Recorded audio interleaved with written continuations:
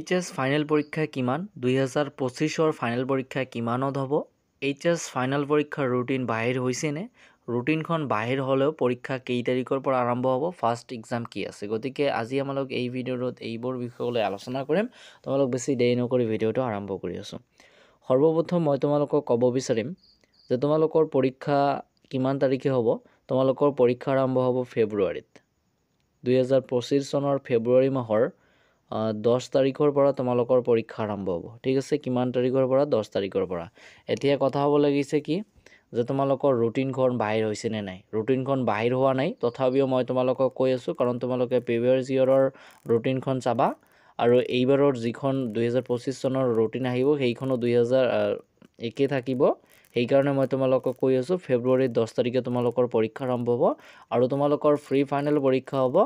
ডিচেম্বৰৰ 16 তাৰিখৰ ভিতৰত ডিচেম্বৰৰ 10 তাৰিখৰ পৰা 16 তাৰিখৰ ভিতৰতে তোমালোকৰ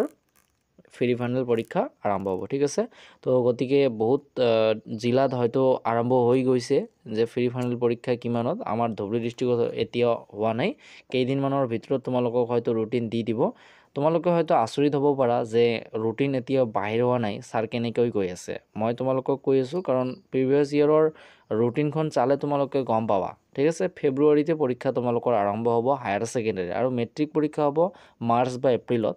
কিন্তু হায়াৰ ছেকেণ্ডেৰী হয় ফেব্ৰুৱাৰীত ঠিক আছে সেইকাৰণে তোমালোকৰ পৰীক্ষালৈ ইমান দিন আৰু বাকী নাই কাৰ কিমান দূৰ হৈছে নাজানো মই কিন্তু মই তোমালোকক এটা কথাই ক'ম যে এই সময়ছোৱাত তোমালোকে কোনো ধৰণৰ বেয়া কাম কৰিবলৈ চেষ্টা নকৰিবা কাৰণ এই সময়ছোৱা এই 2 মাহ যদি এই 2 মাহ 3 মাহ যদি তোমালোকে অলপমান বেয়া কাম কৰা তেন্তে একেবাৰে গোটেই জীৱনটো নষ্ট হৈ যাব ঠিক আছে একেবাৰে লাইফটো শেষ হৈ যাব সেইকাৰণে এই 2 মাহ বা এই 3 মাহ ভালকৈ অলপমান পঢ়া আৰু এটা কথাতে আছে যে শেষ ভালে হ'লে সকলো ভাল এতিয়া ধৰা তোমালোকে পঢ়া শুনা কৰাই নাই এই শেষত 2 মাহ বা পঢ়ি আছে একেবাৰে পুৰা আছে তেন্তে মই 100% গ্যাৰাণ্টি দিম ফাৰ্ষ্ট ডিভিজন থাকিব লাগিব আৰু যদি কোনোবা ছাত্ৰ ছাত্ৰীয়ে ধৰি লোৱা আগত ভালকৈ পঢ়িছে এই 3 মাহ ভালকৈ পঢ়া নাই তেন্তে ধৰি লোৱা সেইজন ছাত্ৰ ছেকেণ্ড ডিভিজন বা থাৰ্ড ডিভিজন পাই বহি আছে ঠিক আছে গতিকে শেষ ভাল হ'ব লাগিব শেষ ভাল হ'লে সকলোবাৰ ভাল প্ৰথমত যদি ভাল দেখা আৰু পৰীক্ষাৰ আগমুহূৰ্তত যদি বেয়া দেখুওৱা তেন্তে কোনো লাভ নাই ঠিক আছে সেইকাৰণে তোমালোকে এতিয়া পঢ়া এতিয়া তোমালোকৰ হাতত বহুত সময় আছে তোমালোকে পঢ়ি লোৱা এই 3 মাহ তোমালোকৰ কাৰণে বহুত মোৰ হিচাপত বহুত এই 3 মাহ বহুত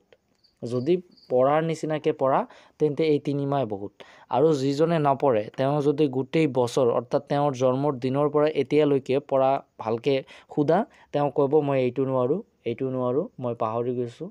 মোৰ মনে নাযায় পঢ়িবলৈ এনেকৈ কথা ক'ব সেইকাৰণে তোমালোকক মই কৈ আছোঁ যে এই 3 মাহ তোমালোকৰ কাৰণে বহুত মূল্যৱান এটা সময় তোমালোকে পৰীক্ষা ভালকৈ দিবা মই সমূহ ছাত্ৰ ছাত্ৰীৰ পৰা আশা কৰোঁ যে সমূহ ছাত্ৰ ছাত্ৰীয়ে পৰীক্ষা যাতে ভাল হয় পৰীক্ষা যাতে ভালকৈ দিয়ে ঠিক আছে তো আজি এই ভিডিঅ'টো তোমালোক ইয়াতে সমাপ্ত কৰিলোঁ আৰু তোমালোকৰ পৰীক্ষাৰ ডেটখিনি মই কৈ দিলোঁ ঠিক আছে আৰু